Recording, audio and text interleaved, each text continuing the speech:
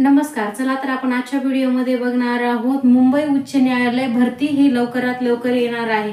कारण याच्यामध्ये मुंबई उच्च न्यायालय अधिकारी व कर्मचारी कमतरता जाणवत आहे आणि त्यामुळे दररोज न्यायालयाच्या कामकाजात बाधा निर्माण होत आहे असे निर्णय आले असता उच्च न्यायालयाने हा प्रश्न स्वयंप्रेरणेने दाखवत करून घेतल्यानंतर अखेर 2228 जागाची कर्मचारी पद भरती ही होणार आहे. तर मग बऱ्याचशा जागा रिक्त आहेत. म्हणजे किती 2228 अशा ह्या कर्मचारी भरती लवकरात लवकर येण्याची चिन्हे हे आपल्याला दिसत आहेत. उच्च न्यायालयाच्या न्यायाधीशांना प्रशासकीय समित्यांना याबाबत प्रस्ताव राज्य सरकारला यांनी दाखल केलेला आहे. तर मग हा प्रस्ताव नंतर मुख्यमंत्र्यापर्यंत आहे.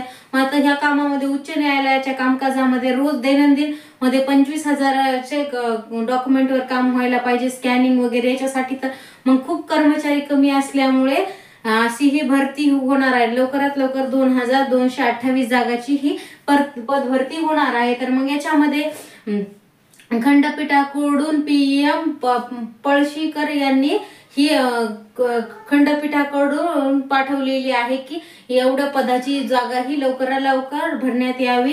मुंबई उच्च न्यायालयाच्या अधिकारी व कर्मचाऱ्यांच्या कमतरता ही जाणवत आहे. तर हे कुणाकडून समजले?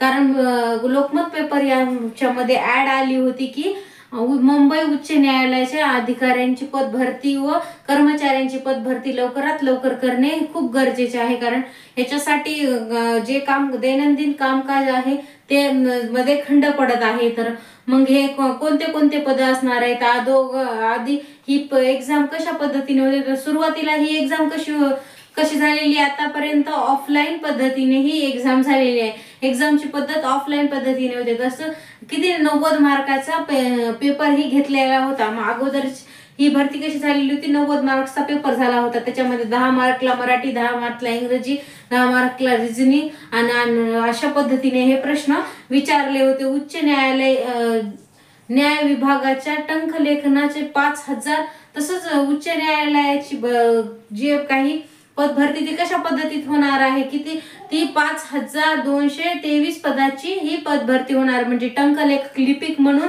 बरेचसे कमी नाही तर, आणि अधिकारी म्हणून पदभरती किती होणार आहे? 2228 यांची अधिकारी म्हणून पदभरती होणार आहे. आणि टंकलेखनासाठी म्हणजे लिपिक या पदासाठी 5,223 अशी ही पदभरती लवकरात लवकर याची जाहिरात प्रसिद्ध होणार आहे. तर हा निर्णय लवकरात लवकर होण्याची शक्यता आहे. त्याच्यामुळे आतापासून जर अभ्यासाला लागलं, याच्यामध्ये खूप डीप मध्येही अभ्यास नसतो. एकदम 90 मार्क्सचाच पेपर असतो. एका तासाचाही वेळ असतो. तर अशा पद्धतीने ही ऑफलाईन एक्झाम होणार आहे. तर याची लवकरात लवकर तुमच्यापर्यंत जाहिरात येईल.